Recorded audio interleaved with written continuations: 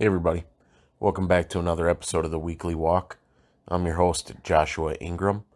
It is Tuesday, November 1st, year of our Lord, 2022. And this is episode 75. I had quite a busy last 10 days or so. And because of that, I kind of took a break from all things, so I didn't put out a podcast last week, and I really didn't do any videos this last week either.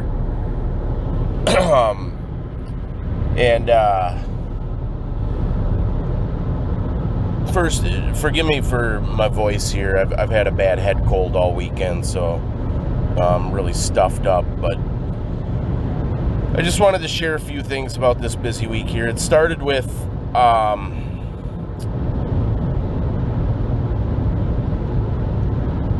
like I say, it's been about 10 days or so, or 2 weeks or so. I think it was on the 18th. My phone rang at 5 o'clock in the morning, and so I instantly woke up and answered it, because, you know, if somebody's calling you at 5 o'clock in the morning, it's bad news. And I saw it was my mom's phone number, and so I knew, you know, something. This wasn't a good thing. She's not going to call me at 5 in the morning and wake me up unless it's an emergency. And so my first thoughts were I was concerned she was going to tell me something had happened to my stepdad or something like that. But I answered, and she let me know that my grandpa had passed away that morning. And so that was really sad news. I hadn't been close with my grandpa over the last several years, but when I was young, I was really, really close with him. My mom lived with him for a period of time, and at that point in time, my parents were divorced. I was living with my dad, so I wasn't living with them, but I visited my mom quite frequently, so I was at my grandpa's farm quite a lot. And, I spent a lot of my summers there as a young boy, and I worked the farm with him, and his daughter was the same age as me, so we grew up together. We played a lot together as like 10, 11, 12-year-olds, or whatever the age was, 8, 9, 10, something like that. I don't know, we were young. But I was really close to him back then, and I had always admired him. In a sense, I'd always seen him as a giant of a man in my eyes. He was somebody from a past generation that really exemplified to me what a man is supposed to be in terms of hard work and strength and character. And as a dairy farmer, he was an extremely hard worker. And he was a super charismatic person. I mean, he was the center of attention in a room. He was a loud, jovial, always telling jokes, very friendly, just like I say, very charismatic person. And so everybody was drawn to him. And he was a step grandpa. He married my grandma in 1990, I believe. So I was 8 years old. And as I was reflecting back after he died, just thinking about my past relationship with him and whatnot, I was thinking back, it was pretty amazing that there was no sense of step with him. Like, from the moment I met him, he was just grandpa, He was my grandpa. He was the family. There was no sense of being an outsider. A lot of times when you have divorces and remarriages and mixed families, there can be a little bit of divisiveness. There can be a little bit of standoffishness. There's not you're not as close usually with your step family as you are with your blood family, and that just was not the case with him. He was instantly accepted, not just by me, but by everybody. He was instantly a part of the family, and that was because of his character, because of his charisma and his loud, jovial attitude, and his strength that there was this unique thing about him in that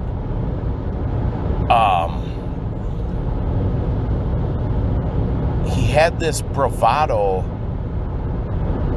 that if it wasn't balanced with a compassionate, accepting heart, would be off-putting, it would be frightening.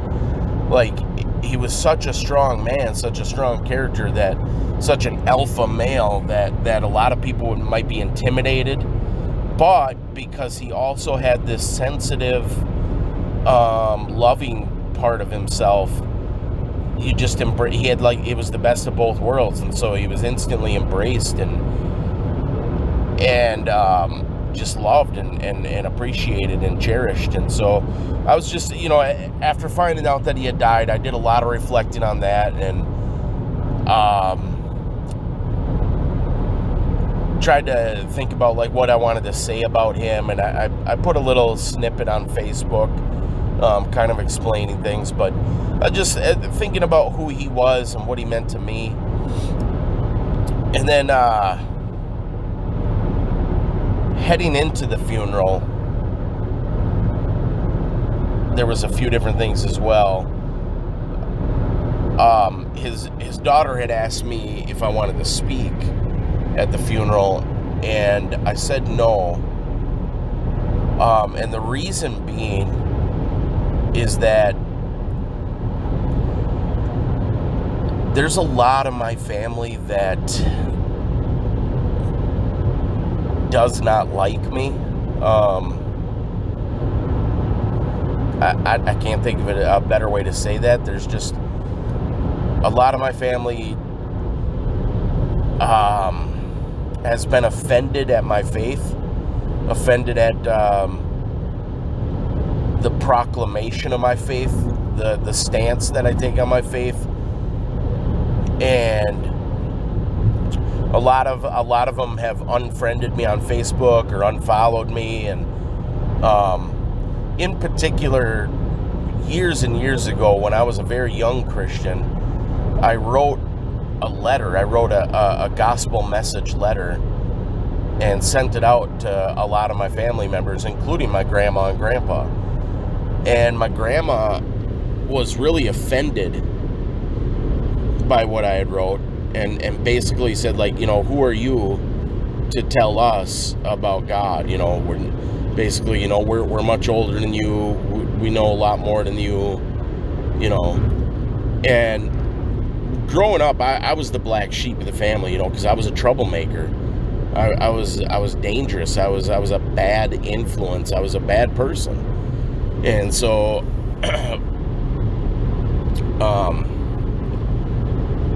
there's probably not a lot of understanding about my conversion. There's probably a lot of skepticism. There's probably a lot of doubt. I don't know. I don't know what people are thinking, but I just know I take a lot of comfort in the scriptures, because Jesus, at one point in time, he was preaching or ministering, and his family had come to see him, his blood family. And it was brought to his attention. They said, your mother and your brothers and sister or whatnot are outside trying to see you. And Jesus said, who is my mother and who is my brother? And he pointed to his disciples and said, these are my mother and brother and sisters. This is my family. And in another place, the scriptures tell us that we're going to be hated and ostracized even by those of our own family, of our own bloodline, because of our faith. And so I take a lot of comfort in that. I've because of scriptures like that, the Lord has ministered to my heart, and I've come to realize that regardless of blood, real family has to do with it being in Christ. Like, real spiritual family is there's only two kingdoms. You're in the kingdom of light or the kingdom of darkness. Just because somebody is your blood, just because you were born into a certain family, if they're not of the kingdom of light, they're not of us. Our spiritual family matters a lot more than our fleshly family in the sense of fellowship and kinship and, just living together. Like, we're not supposed to be unequally yoked, and we're not supposed to participate in the unfruitful works of darkness. And so I've always taken a lot of comfort in that, and it's eased the idea that, look, my faith, I have no choice but to live my faith. I'm not going to be a hypocrite and pretend that I'm not going to hide my faith, because my faith is who I am. There's nothing else that matters to me, I'm not a person of business. I'm not a person of ambition and goals, and like, a lot of people identify with their careers, a lot of people identify with their families, a lot of people identify with their hobbies. Those are fleshly, worldly things. I identify with Christ. Like, that is who I am. I'm a Christian, and as such, my heart, my mind is always on spiritual things. And so when I speak, I'm going to speak about spiritual things, and I'm going to proclaim the truth as much as I know it, without wavering. I understand the consequences, but nothing else matters. Our faith, our Christianity is the truth of the universe. And I understand that people don't see that, they don't get it, but it's my duty, my joy, my pleasure, my desire to proclaim these truths. And if people are offended, so be it. There's nothing I can do about that. The truth is the truth. I can pray and I can hope that God will enlighten eyes and ears, and that they'll come to salvation. And, I think about certain family members being saved, and it rejoices my heart. But I'm not gonna slow down. I'm not gonna hide who I am. And because of that, like I say, a lot of the family has rejected me, or just decided that they don't want anything to do with me. And I'm okay with that, like I say, because of the scriptures and the comfort I get in the scriptures. I understood before it happened that it was going to happen, and the Lord has brought me to peace on it.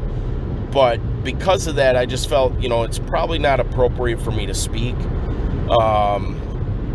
I don't know how well it would be received. I don't know how a lot of the family would look upon it, especially because there were people that were a lot closer with Grandpa in these last years than I was. So I didn't do that, and I wrestled with it. I hoped it wouldn't, my heart went out to my aunt, the one I grew up with, because this was her dad that had died, and she was super, super close with her dad. Like, she was his baby, he treated her like a princess, and I remember that growing up, and that continued on into the later years as well, and never stopped. They were extremely close, and so I wanted to comfort her as much as possible. And I thought to myself, if she asked me directly, because she had asked through my brother, she's like, does Josh want to speak? And I was like, no. And I was like, if she tells me she wants to, I'll do it, because I want to do what's right by her. But that didn't happen, so I didn't get a chance to speak. And like I said, that was fine. But then just some ideas. This was really the first funeral that I've had to attend since becoming a saved person. And really, I haven't had too many people die in my life at all. I guess the Lord has spared me that. I often think about it. It's like, man, I haven't had to go through very many tragedies in my life, and I kind of worry sometimes. There is a little bit of anxiety, because it's like, man, will I stand up when tragedies do come? Because I haven't, we learn through experience, and so you're able to handle, I think, certain things because you've gone through certain things. And so because I haven't really had to go through things like this, I'm not entirely sure how I would handle it. Like, I often think about, if my lost family members die, what do I do? How do I deal with that? How do I go forward with that? And like I say, the Lord has just really spared me on that. And so my grandpa dying was really the first time I've had to deal with a funeral, deal with a death in the family. When I was a brand new Christian, like, I'm talking just months old in the faith, before I knew anything, my son died. I had a 2-month-old son who was born premature and struggled right out the gate with some respiratory issues, and he passed away. But even in that, like, the Lord had prepared my heart in supernatural ways even before he was born. Like, I was prepared for it, and so it didn't affect me the way a tragedy like that would normally affect somebody. I was ready for it, and I didn't have any maturity in the faith, so I didn't understand the spiritual aspects of death and life and all that. Like I say, I was just a brand new Christian. But going into this now, going into my grandpa's funeral, here I am 20 years later, 20 years in the faith, and now I've got to go face death and think about that for the first time in my life. And one of the first things that occurred to me, the most evident, the most shocking, the most straightforward, the most unavoidable thing, is going up to the casket and looking upon my grandpa and seeing that the reality of what the scriptures teach us, that our bodies are just shells, that's not who we are. Our soul, that internal light, that consciousness, that thought, that emotion, that whatever you want to call it, that whatever it is that encompasses a soul, that's who we are. And when we die, that's no longer present with the body. And it's very evident and very crystal clear when you look upon a dead body, because you can see that life force is no longer there. That life force has moved on to the eternal. That life force has gone on to judgment, has gone on to stand before the Lord and to give an account and to enter into eternal life. It's the body is just a tent that has been put off. It's just a shell. And when you look upon somebody in the casket, you can see that reality, that this body is just a clay, temporary housing. It's not a permanent thing. And so that was very evident to me. The other thing was something that occurs to me more and more as I grow older, but how life is just a vapor.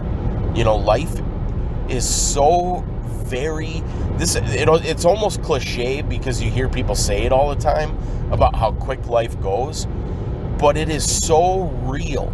It's so true that somehow there's this mystery of life, that as we're living our day-to-day lives, we're living in a moment, and we don't recognize how fast these moments are going until they're all collected and we look back. Whether that's like I just got done on a 3-day vacation and boom, it was over in a blink of an eye. I'd prepared for months for this, and then there it is, and now it's gone. I'm back home. And thinking back on my history with my grandpa, and just thinking, man, back when he married my grandma in 1990, I was 8 years old, and grandpa was pretty much my age, the age I am now. He was in his 40s. I just turned 40. So when I met him, he was my age. And now he's 78 and his life is over. It went by so fast.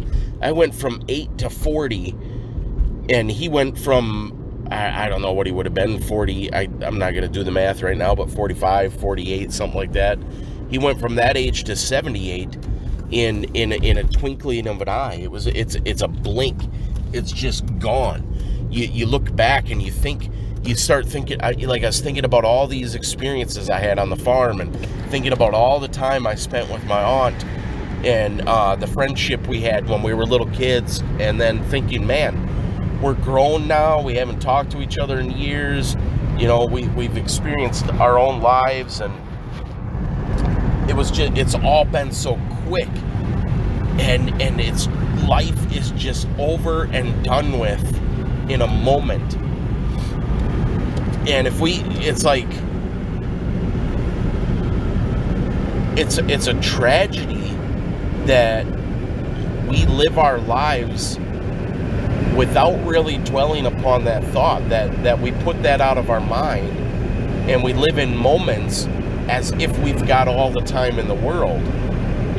We do things, we say things, we act as if things are just going to go on, and they're not. Everything's going to come to an end in a moment, in a blink.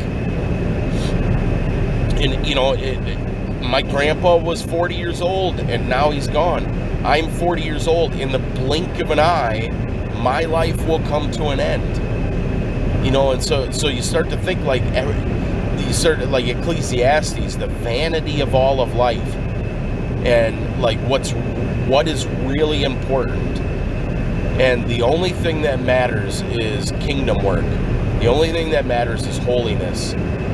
Like, to walk with the Lord, to know the Lord, to trust in the Lord, because this life will be over and done with in a moment, and then we're going to eternity. And what you've done with Christ, who you are with Christ, the relationship you have with Christ, is going to determine that eternity. And so a funeral really puts that into perspective as well. And then the other thing that I was thinking about is weep with those who weep, because it was just heartbreaking watching my grandma.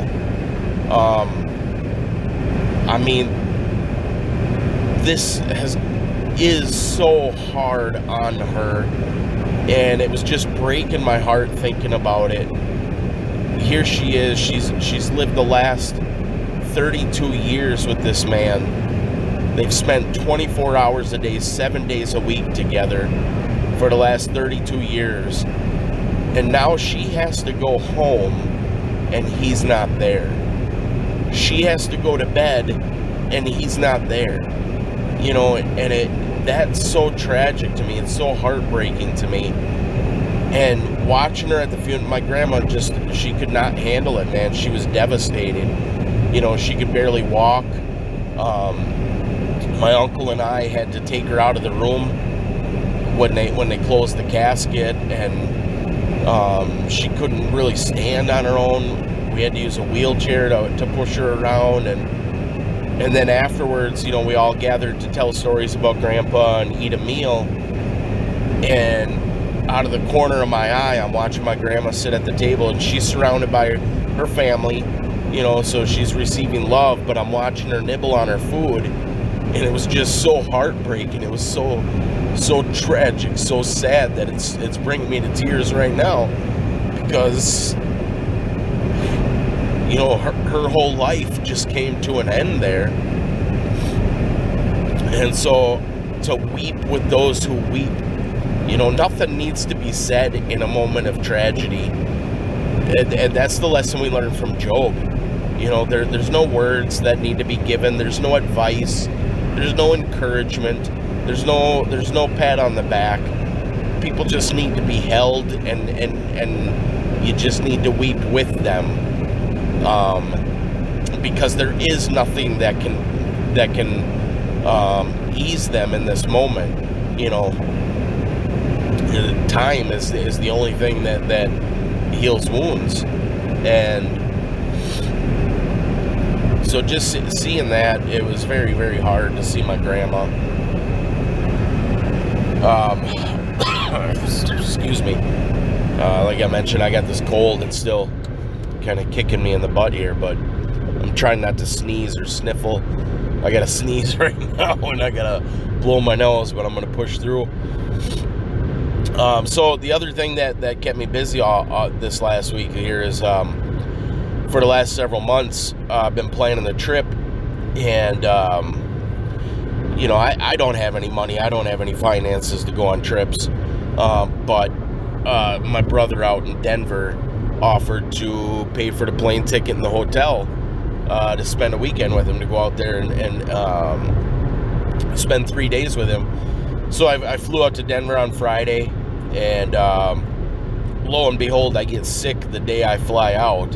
And so I was sick the whole time we were out there. But we still were able to have a blessed time. You know, he was able to share with me his love for Denver and show me all of his favorite places and take me up in the mountains and see the views. And one of the things that we did when we were out there, one of the things that we had planned on doing, and one of the reasons for the trip is my brother Caleb, that's the brother I have out in Denver. He's involved in street ministry. Years ago, we started a Bible fellowship together along with my brother Cole, and then some other brothers joined in as well. But we started, well, let me back up. I met this brother. So I started attending this Bible study in 2005 on Thursday nights, a group of great men of God. And just, we had such love for one another, and it was just a very enjoyable group. You know, I ended up calling it the Upper Room or the Lighthouse, because it just seemed to draw in real, genuine, Bible-believing, born-again believers. And we would join together, and we would eat meals together, and we'd sing songs together, and we'd share prayers together, and we'd study the Word together. And it was just a really, really great thing. And I did that for like 10 years. And then in 2015, I think, or somewheres around there, my job situation switched where my hours were going to change. And I wasn't going to be able to attend the Thursday night Bible study anymore. And so I stopped attending on a regular basis. And I wrestled with the idea of switching my hours, because I realized fellowship is necessary. I have to have it. You have to have a group of brothers and sisters that you can meet with. It's a necessary part of Christianity. There's so much growth, encouragement, accountability, learning, edifying, correction, chastisement, all these things that happen in fellowship. And so when I realized my hours were going to change, I wrestled a lot. Like, is this the right thing to do? Should I do this? You know, if I do, I have to find some other means of fellowship. And so I'd floated out the idea of a weekend fellowship. And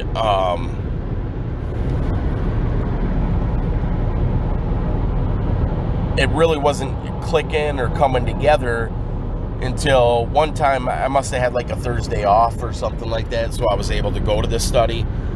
And I met my brother Cole, and I must have discussed this weekend fellowship, because then he mentioned to me that he had access to a place we could use on Saturdays, and he was willing to meet up on Saturdays. And so then another Thursday I went there and I met Caleb.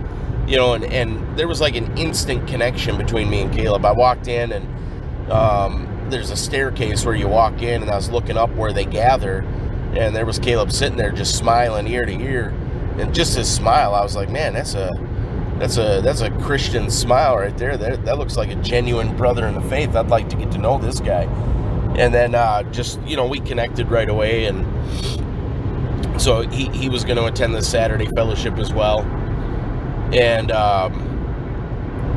through this fellowship, we as a group, you know, like later, my brother Josh Garrison got added, my brother Brandon, Josh's wife Chelsea, several others.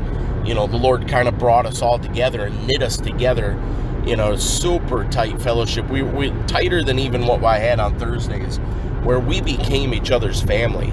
Like we're in communication with each other constantly, every day, every hour pretty much, through a messenger app, just sharing our lives with each other, being open and transparent with each other. And we really grew together through that fellowship. And like I say, we're discovering our gifts and our talents and ministry opportunities through this group. And one of the things was Caleb had the burning desire to preach the gospel out on the streets, to go out into downtown Minneapolis or downtown Anoka or wherever he was called to go. But he had this desire to do it. And so I determined way back then, I was like, well, I feel like I am my brother's keeper, and I love this brother, and I want to encourage him in his ministry, and I don't want him going out on the streets by himself. And so, even though I was really uncomfortable with the idea of street preaching, really apprehensive, nervous, felt like I'm not called to do it, it's a scary thing to go out on the streets and to proclaim the gospel. But I thought, I don't remember how, but I discovered gospel signs through a ministry, and I discovered tracts and things like that. So I was like, well, the least I could do is, while he's preaching, I could go stand out there with a sign and hand out tracts. At least I'm there with him, to in a sense, to protect him. If I see anybody getting crazy and rowdy, I can run interference and stand between him and them, and I could pray for him, and I could just be there, to be an encouragement to him. And so I did that several times, and we went out preaching, and that went on for a couple years. And then the brother felt led to move to Denver. He felt like that's where he needed to be. And so he went out there, and he's been preaching out in Denver on his own. And then, praise the Lord, he also met up with some other brothers that preach out of Las Vegas, and really connected with their ministry. So he's able to go and meet up with them and preach in Vegas. And these guys have a ministry that I think goes nationwide, although it's centered in Vegas, I believe. It's called Gospel Invasion. And through that, he learned various techniques about using megaphone, using amplification, and different means on making gospel signs and things like that, and using a body cam for both testimonial purposes to share videos on YouTube, but also as protection from both attacks and, I guess, legal attacks as well. But I forgot where I was going with this. Well, I guess I'll just fast forward. So I go out to Denver this weekend, and our plan was, so he's got some target areas that he likes to preach at. He likes to preach at the Denver Bronco games outside the stadium. I believe the Denver Nuggets outside of their stadium. The hockey team, whatever that's called, I can't remember, outside their stadium. The Colorado Rockies outside their stadium. And then there's several colleges out near him with college games. And so one of the areas he goes to is Boulder, Colorado, their college campus there. And they had a game this Saturday, so we were going to go. And so he had bought some extra supplies. He had bought some extra signs and an extra piece of wood, a big stick that you attach the signs to so that you can hold it up, and it's 8-10 feet in the air while you're preaching. And so we went to Home Depot. He had the wood and he had the signs. We had to get some nuts and bolts to put it all together. And so we're out in the parking lot doing that, and a gentleman approaches us, and he approached at first and he said something like, I appreciate what you guys are doing. That's a lovely message or something like that. And then he goes on to say, but, are these people really worth it?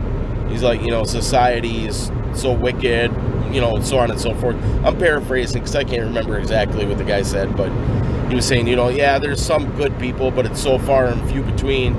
You just basically want to wash your hands of this society. And so we're able to share with him how God is long-suffering, and God is not willing that any should perish, and that, all have sinned. There's no one that's better than anybody else. We all have wickedness in our heart. And if God can save wretches like us, then he could certainly save anybody else. And talked about how Paul saw himself as the chief of all sinners, and that he used to help persecute Christians, and he got saved. So, pretty much anybody can get saved, and Paul can get saved. So we're able to share that with him, and then he went on to explain. He's like, well, I'm Jewish, and he kind of switched topics, and he's like, he explained, so he's got this rabbi, and this rabbi is obviously a deceiver, and has led this guy astray, because this guy was a skeptic, essentially, and asked his rabbi, like, well, where did the Torah come from? How did we get the Torah? And his rabbi just lies to him and gives him this man-made answer. He's like, well, some councils got together and they determined what they were going to call scripture and what wasn't scripture. And so this guy, based on what his rabbi had told him, believed that the scriptures were just a man-made document. And so we were able to share, like, well, if that's true, then we're wasting our lives. It's pointless what we're doing. If it's just man-made, there's no authority. There's no absolute truth in it. It's just a guess. It's just a theory, but we shared the verse that says all scripture is given by inspiration of God, and the scriptures are written by God through men. It has the authority of God on it. These are God's words, and we'll give an account, and they're like, there is authority, there is power. These are the very words of God. And so he didn't agree with that, and he shared that he was a Jewish man, and we got to share, well, Paul was Jewish too, and Jesus was Jew, and he was the Messiah of the Jews, and he didn't agree with that.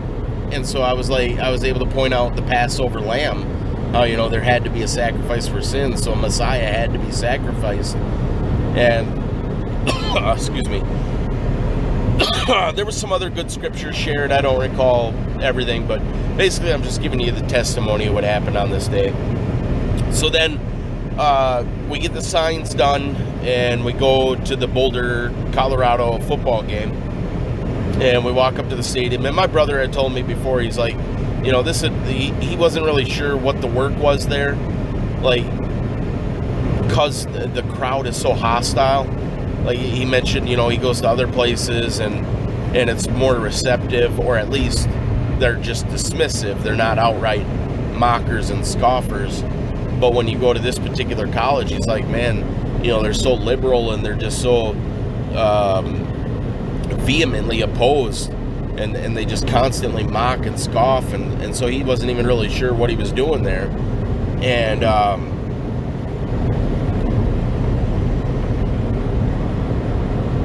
that's to be expected. A college is really just a breeding ground for perversion and wickedness, because you have a bunch of rebellious, foolish children who now are out from underneath the supervision of parents and are given privileges of adults and are able to do whatever they want. And so they delve into all sorts of wickedness. And so we went and preached, and we did run into that. It wasn't as bad as what I thought it would. We've been in worse places. I remember we went and preached at this Mardi Gras, or not Mardi Gras, but Cinco de Mayo event, and we were pretty much assaulted and like chased out of the area, had drinks thrown on us, and it was chaos. That wasn't the case here. You get a lot, like I say, you get a lot of, it's lost children, yeah, they're 18, 19, 20 years old or whatever, but they're children, and they act like children, and they act like lost children. They're all wrapped up in sex and drunkenness and drugs and that whole thing, and so that it's what you would expect, so it wasn't anything unexpected for me. I was prepared for it. There was some encouragement. I had some people come up and say they appreciated what we're doing, and would take a gospel track, and had a couple scoffers come up and say some things, and I try to rebuke them as best as I could, but I guess the one thing I left is, as I was leaving there, I was just kind of like, I'm not really sure what kind of attitude to have there, because the scriptures do talk about, some save with fear and some save with grace. There's some that I forget how the verse says it, but we pull them from the fire, despising the sinful garments or whatever. I forget exactly what it says. That was a terrible paraphrase, but there are different approaches for different people. Like sometimes you have to be firm and bold and unyielding. Like I think it was it Jeremiah who was told to set his face like a flint against those that he was preaching to. So he just like a hard demeanor. And then there's others that you have compassion and pity, and there's a softness in the message. And so I just felt like I was testing myself, like, what with this kind of attitude here, where you just have constant mockery and dismissiveness and a reviling attitude, like, what's the approach? And my approach, and it's hard for me to discern in cases like this, because by nature I'm an aggressive, firm, bold, unyielding, unwavering type person. That's my personality, and it's hard for me to discern if I'm doing the right thing when I'm in that kind of spirit, because it's like, is this just my pride, or is this the right attitude to have? When should there be a boldness? As if the fear needs to be put. These kids need to be shaken out of their stupor to know the severity of what they're facing, to know that this isn't a light and fluffy thing to be mocked and dismissed. This is a serious matter that you need to consider. Your eternal fate is at stake. And so that was kind of my attitude there. And then as we were leaving, I was wondering if that was the right thing to do or not. But so anyways, we ended up usually what his game plan is to show up an hour before kickoff and preach as the crowds are filing into the stadium. And so you get like an hour, maybe an hour and a half of good preaching time. And so we were out there for close to that hour, maybe probably about 30 minutes. And a security guard came up to Caleb and told him that the head of security had radioed down and told him that he couldn't use amplification. So he had to turn his megaphone off. And Caleb was questioning the guy, like, where's your authority come from? Basically, like, I've been here numerous times. I've talked to police officers. I know the Boulder City statutes allow for amplification up to a certain decibel level, and my megaphone's well below that decibel level. So, basically, like, you're abusing your authority and just telling me this because you want us to leave, but you have no legal right. The law is on our side. The law says, like, Caleb didn't say all this. He was just in his heart questioning, like, is this guy, is there really a legal justification for asking us to leave, or does this guy just want to get rid of the gospel? And so eventually Caleb decided, all right, we'll just go, and we'll go to this other area. Like, the guy wanted us to leave this certain area we were in and go to a different section, and that added to the skepticism, because the guy told Caleb, you can't use amplification here on campus grounds, but the spot he told us to go to was also campus grounds. So it was like, come on, are you really being real here? But anyways, we ended up, just going for the sake of peace. It ain't worth fighting the guy over. And so we went to the other area where he told us to go, which is where all the tailgaters were. So we were able to preach to the tailgaters, and met a whole lot of mockery there as well. But one thing I remember years ago when Caleb and I first started doing this, Caleb pointed out, when somebody gives you the bird or when somebody cusses at you or something, that's an evidence that the Spirit's at work, because something has hit that person's heart and caused them to rebel. And so it's an encouraging thing. It's like when you see some sort of, in quotations, persecution, because it's not, we're not being stoned, we're not being imprisoned, and our lives aren't being threatened like it happens in some countries. So it's if you're going to call it persecution, it's light persecution. Okay, so what? We get flipped off and people cuss at us and yell at us. Maybe they throw a drink on us. Maybe the cops tell us we got to leave. It's not real persecution. But when you see that happening, it's an encouragement, because it's a sign that the word is going forth, and it's landing on these stony ground, and they're rejecting the message. And then the great hope is that, see, people might get discouraged by that kind of thing, but the hope is you don't know what's going on with the people that don't say anything. For every mocker, there's 5 to 10 people that just walk by without saying anything, and you have no idea what the Holy Spirit's doing to their heart. And then there's people even beyond that in the background that you might not even see, that could be standing a block away and hearing the message or reading the sign, and there could be conviction going on. Like, what we know for sure is that we were once lost and blind. We were once ignorant and mocking and scoffing of the word and not giving any thought to eternity. And then God sent his word into our hearts through a preacher to convict us and bring great fear on us. He awakened us and alerted us to the severity of our situation and saved us. And so our hope is, we'll bring that word out, and perhaps God will do the same thing to somebody else. What we know for sure is that the means by which God works salvation is his word. That's how God saves. We don't know when he's going to save. We don't know who he's going to save, but we know the way he saves.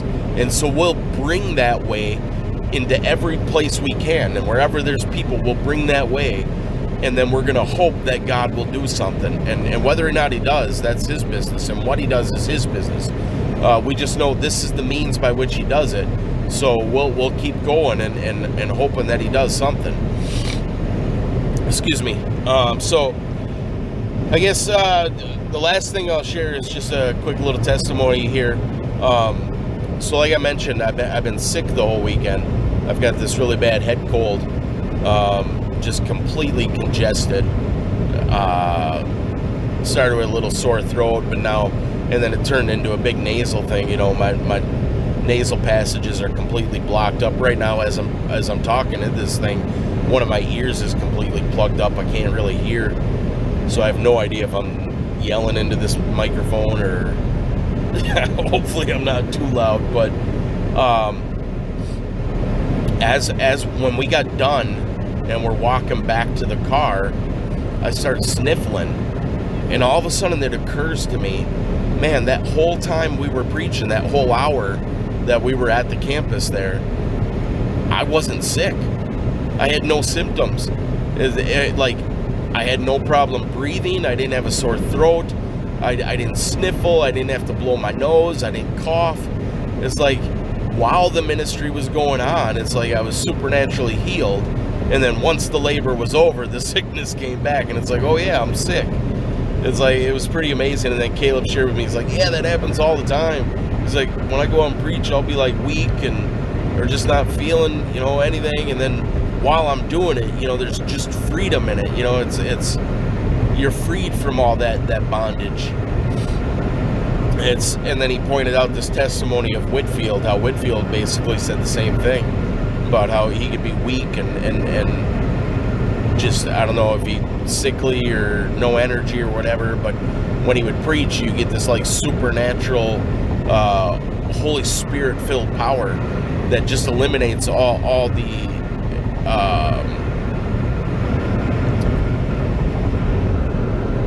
hindrances. They just go away for that time. And so that was kind of cool. But anyways, I gotta blow my nose, so I'm gonna wrap this up here. As always, I appreciate you guys listening. Yeah, I love you, and we'll talk to you later. All right, so that's what I got for you guys this week. As always, I truly appreciate you listening. I love you, and Lord willing, we'll talk to you next time.